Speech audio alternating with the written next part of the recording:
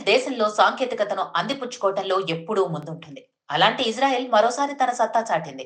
Science fiction సినిమాల్లో మాత్రమే సాధ్యమయ్యే కొత్త శకం ఆయుధాలను ఈ దేశంలో ప్రపంచానికి పరిచయం చేసింది. సైన్స్ ఫిక్షన్ స్టార్ వార్ ప్రేరణలో ఇజ్రాయెల్ కొత్త తరం ఐరన్ బీమ్ ను తయారు చేసింది. ఇది కొత్త తరం ఆయుధాలతో సైనిక రక్షణ వ్యవస్థలో విప్లవం. రఫెల్ అడ్వాన్స్ డిఫెన్స్ సిస్టమ్ ఇటీవల ఐరన్ బీమ్ లేజర్ సిస్టమ్ ను అధికారికంగా ఆవిష్కరించింది. దీనికి ఇజ్రాయెల్ ఐరన్ బీమ్ అని పేరు పెట్టింది. వందలాది హమాస్ రాకెట్లను గాల్లోనే చిత్తు చేసి ఈ ఐరన్ బీమా ఇప్పటికే తన సత్తాను చాటింది. దీనికి తోడుగా ఇప్పుడు లేజర్ కాంతిపుంజ సహిత ఐరన్ బీమ్ వ్యవస్థను రెడీ చేశామని ఆ దేశ రక్షణ వర్గాలు ప్రకటించాయి. ఎప్పటికప్పుడు కొత్త రకం ఆయుధాలతో దేశ సైనిక రక్షణ వ్యవస్థను పటిష్టం చేసుకుంటూ ఇజ్రాయెల్ దూసుకుపోతుంది. ఐరన్ బీమ్ ను రఫెల్ అడ్వాన్స్ డిఫెన్స్ సంస్థ తయారు చేసింది.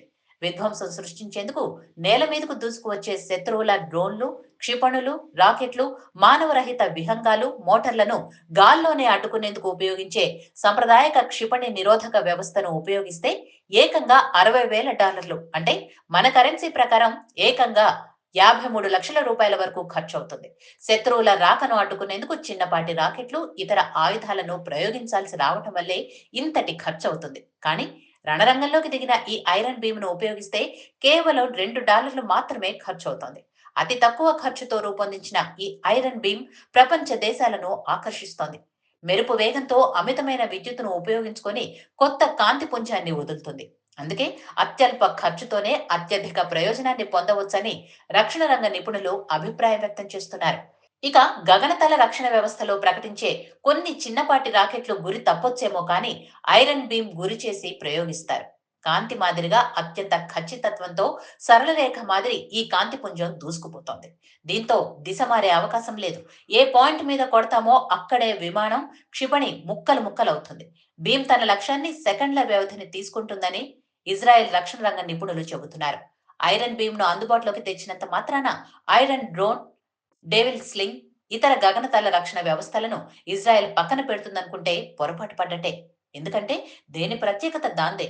యుద్ధరీతి, అవసరానికి అనుగుణంగా వీటిని మోహరిస్తుంటుంది. అవసరమైతే ఐరన్ డ్రోన్ కు తోడుగా ఐరన్ బీమ్ యుద్ధానికి సిద్ధం కానున్నాయి. ఇజ్రాయెల్ దక్షిణ మంత్రిత్వ శాఖలోని పరిశోధన అభివృద్ధి విభాగం, ఇజ్రాయెల్ రఫెల్, వాయుసేన, ఎల్బిడి సిస్టమ్ సంయుక్తంగా నెలల తరబడి కష్టపడి ఐరన్ బీమ్ ను సహకారం చేశాయి. దీన్ని ఇప్పటికే దక్షిణ ఇజ్రాయెల్లో పలుమార్లు విజయవంతంగా పరీక్షించారు. రఫెల్ అడ్వాన్స్డ్ సంస్థలోని అడాప్టివ్ ఆప్టిక్స్ సాంకేతికతను ఐరన్ బీమ్ కు జోడించింది. దీంతో ఇజ్రాయెల్ డిఫెన్స్ ఫోర్స్ లో కొత్తగా చేరిన ఐరన్ బీమ్ గురించి ప్రపంచవ్యాప్తంగా చర్చ జరుగుతోంది.